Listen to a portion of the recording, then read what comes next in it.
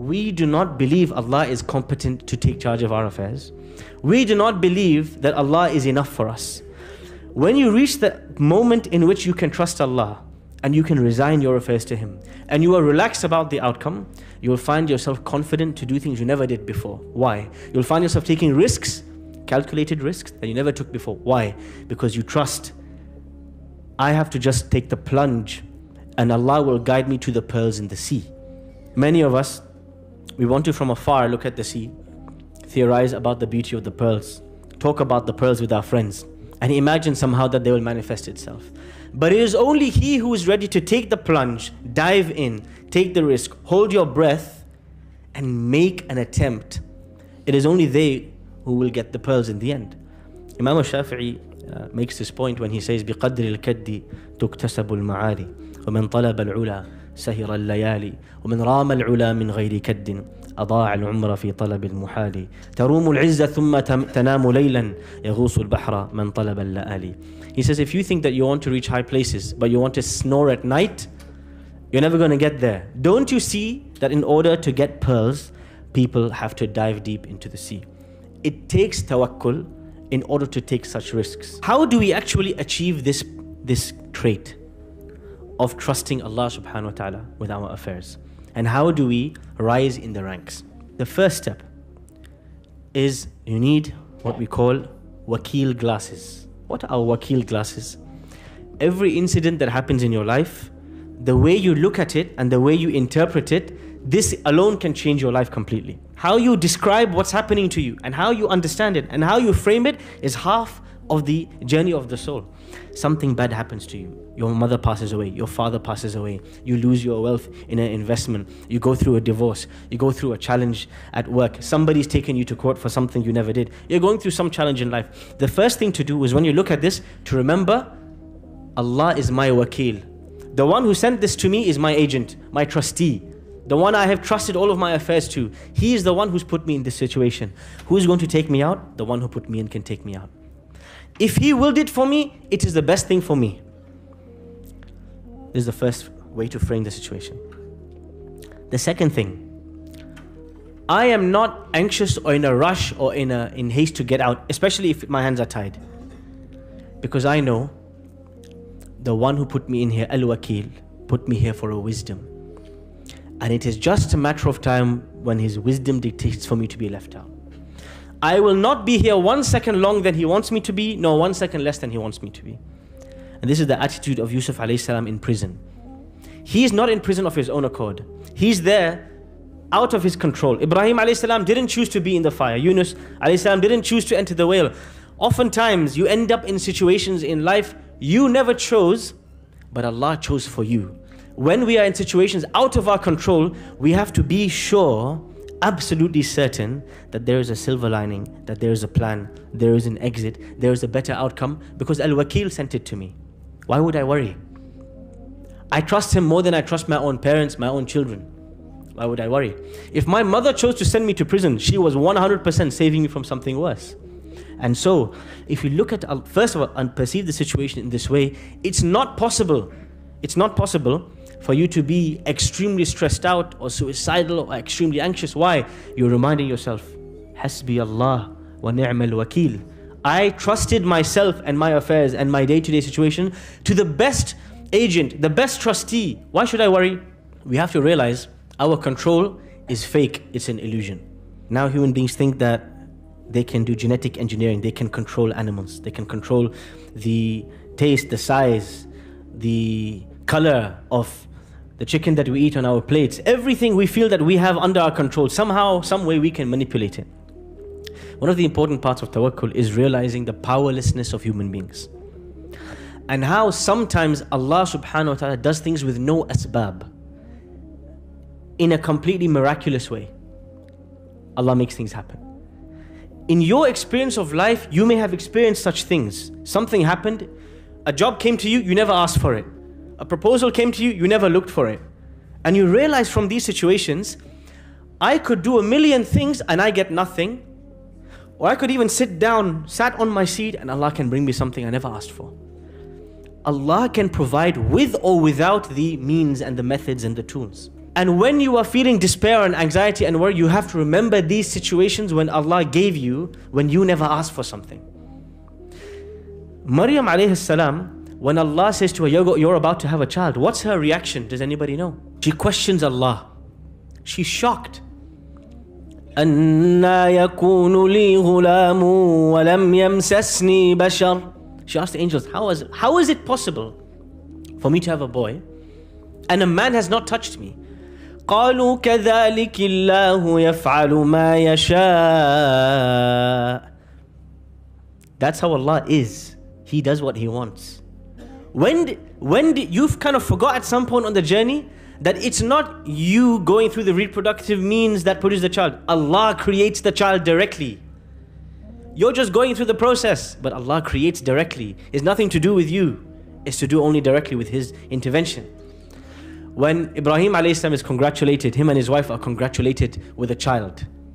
What's the reaction of Ibrahim alayhi salam's wife? She was amazed. Whoa, how is it possible for me to have a child? قَالُوا أَتَعْجَبِينَ مِنْ أَمْرِ اللَّهِ. They said, how can you be amazed at Allah's command? Why?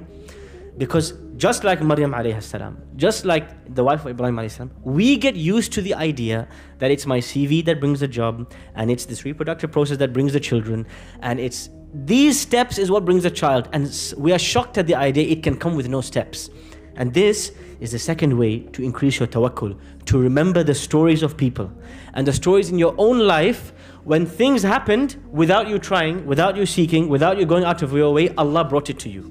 Now you think about in your own life, what are the things you were given, you were provided for, without looking, without asking?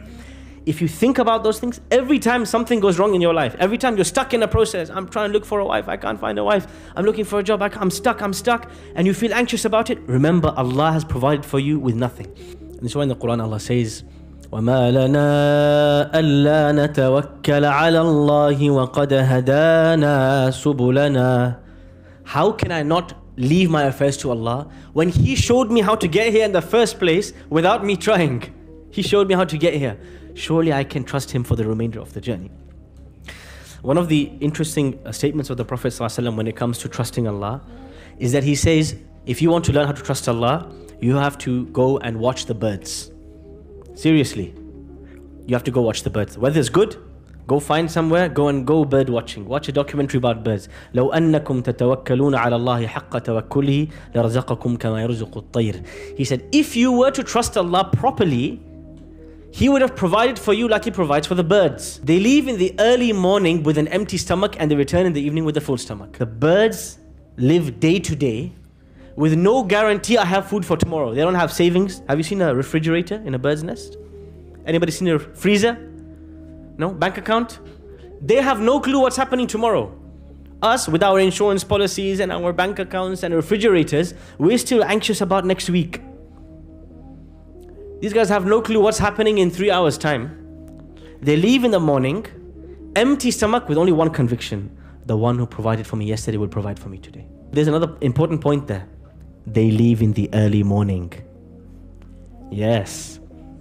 Those who wake up at 12 p.m. hoping for the futuhat of Allah and the miracles of Allah to descend. Yes. The birds work hard.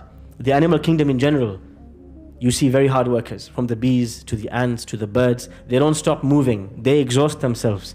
And then Allah provides from them in a way that they never could imagine. If you wake up at 4 or 5 a.m., there's nothing in the world you can't obtain if you trust Allah in the process. Everything the Prophet ﷺ ever sought in his life, he woke up early for it. Whether it was knowledge or closeness to Allah or even military victory, he would always start in the early morning.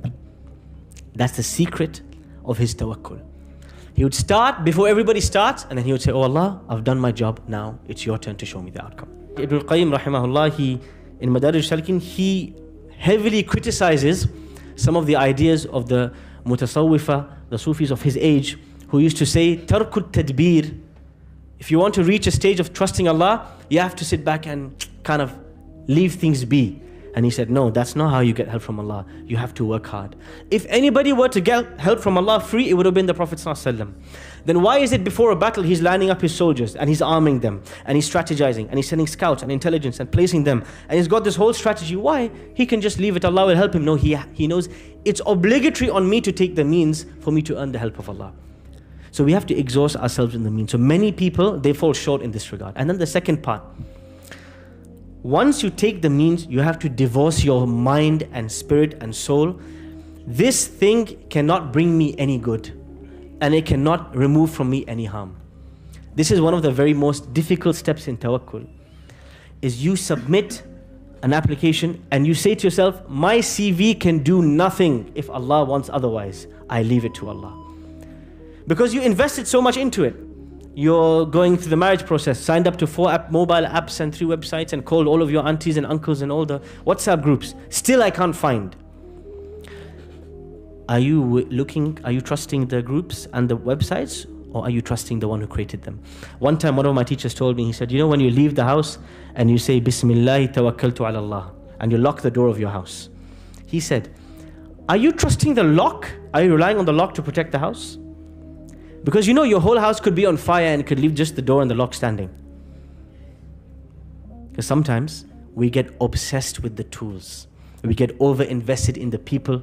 We get over-invested in the process. And then Allah subhanahu wa ta'ala shocks us. The lock doesn't work one day, someone burgles the house. The friend that you trusted, they take your money and they run away. And it's Allah sending you a message. Anytime you put too much hope and too much trust and reliance on a person or a tool, I'm going to disappoint you to realize there's only one who will never disappoint you, which is Allah subhanahu wa ta'ala. The Prophet sallallahu alayhi wa sallam says, وَارْضَ بِمَا قَسَمَ اللَّهُ لَكَ تَكُنْ أَغْنَى النَّاسِ. You want to be the richest of people? Be content with whatever Allah gave you. One of the beautiful ways he expressed this is in a hadith where he says to Ibn Abbas radiyallahu anhuma, وَعَلَمْ أَنَّمَا أَصَابَكَ لَمْ يَكُنْ لِيُخْطِئَكَ. Remember, young boy, what hit you was never meant to miss you. وَمَا أَخْطَأَكَ لَمْ يَكُنْ لِيُصِيبَكَ. What missed you was never meant to strike you. وَعَلَمْ أَنَّ النَّصْرَ مَعَ الصَّبْرِ وَالْفَرْجَ مَعَ الْكَرْبِ وَأَنَّ مَعَ الْعُسْرِ يُسْرًا. And the Prophet ﷺ would train his companions so much on this idea of rida, of contentment. But contentment doesn't mean that a person should be passive, not interested, not active, not trying. No, contentment is you tried your best, you exhausted yourself, you want ihsan, the best of the best in everything that you do, and yet, whatever Allah gives me, I'm happy.